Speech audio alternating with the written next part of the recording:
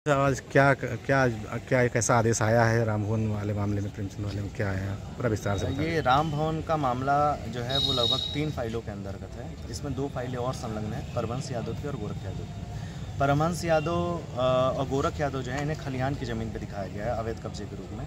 और राम भवन यादव की 3 फाइलें जो हैं तीनों अलग अलग हैं। इसमें खलिहान की भूमि है और नवीन पर्ती की भूमि है और साथ ही साथ वन की भूमि ये दिखाया गया है।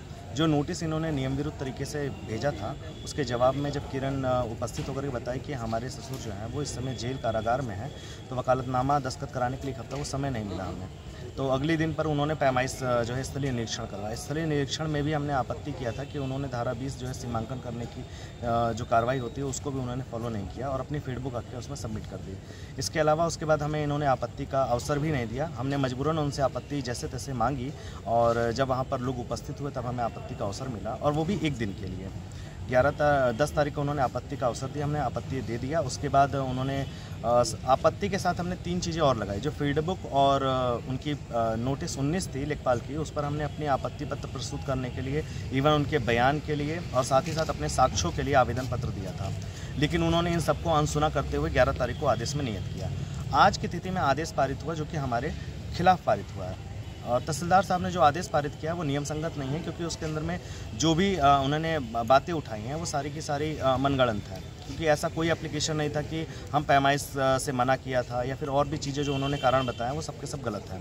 साथ ही साथ उस आदेश की नकल हमने कोर्ट में डाल दिया है और अपीलीय कोर्ट में जाएंगे, और अपीलीय कोर्ट जो है वो डीएम साहब की है। 30 दिनों का समय हमारे पास है।